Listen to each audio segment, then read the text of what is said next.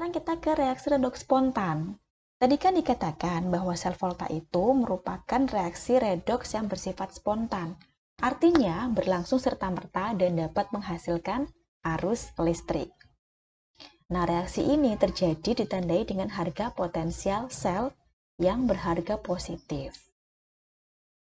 Anodenya berada lebih kiri dalam deret volta. Apa itu deret volta? Seperti ini ya. Dalam deret volta, semakin ke kiri, maka logam itu semakin reaktif. Kita tahu bahwa logam adalah dapat mengalami reaksi oksidasi, ya kan? Logam nggak bisa mengalami reduksi. Logam itu hanya bisa mengalami reaksi oksidasi.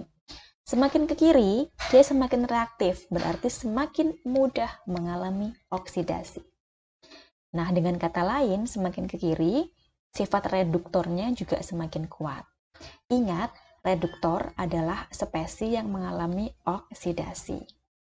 Nah, sama halnya dengan kebalikannya, kalau dia semakin ke kanan, maka dia semakin enggak reaktif. Ya, dia semakin enggak reaktif sehingga kationnya merupakan oksidator kuat atau kationnya akan cenderung mengalami reaksi reduksi. Kita langsung contoh aja ya. Ada reaksi yang pertama ini Zn plus Cu2 plus menghasilkan Zn2 plus Cu. Apakah reaksinya spontan ataukah tidak? Kita cek di deret volta. Zn, Cu. Zn ada di sebelah kiri. Otomatis Zn lebih kuat sifat reduktornya, sehingga Zn akan mengalami oksidasi. Zn mengalami oksidasi. Dari Zn berubah menjadi Zn2+. Ini udah benar ya? Udah benar. Berikutnya, Cu di sebelah kanan, berarti kation dari Cu akan mengalami reaksi reduksi. Cu2+ berubah menjadi Cu. Sehingga reaksi bagian atas ini adalah reaksi spontan atau dapat serta-merta terjadi. Nah, kebalikannya, Cu ditambah Zn2+, ini adalah reaksi yang tidak spontan, tidak akan dapat terjadi serta-merta. Ya. Kenapa? Karena Cu kan di sebelah kanan, dia nggak mungkin mengalami oksidasi, dia hanya bisa mengalami reduksi. Yang mengalami reduksi adalah kationnya, yaitu Cu2+. Ya, sekarang kita ke contoh soal lagi biar lebih lebih tajam pemahamannya. Ada data 3 potensial elektrode logam Ni, Zn, sama Fe dengan nilai masing-masing min 0,25, min 0,76, dan positif 0,77. Pertanyaannya, manakah logam yang merupakan reduktor paling kuat? Nah, reduktor paling kuat itu artinya paling mudah mengalami oksidasi.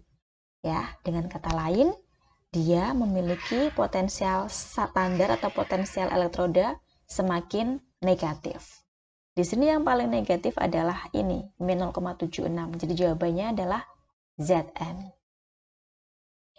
Nah, berikutnya kita disuruh ngisi titik-titik ya. Logam apa yang dapat mereduksi 2 ion sekaligus? Nah, otomatis kalau kayak gini jawabannya adalah logam yang paling kuat sifat reduktornya ya, yaitu ini ya. Logam yang mereduksi itu artinya sifat reduktornya kuat dengan nilai potensial lebih negatif atau kecil. Logam apakah itu? Yang paling kuat tadi adalah Zn. Dapat mereduksi ion Ni2+ dan ion Fe3+.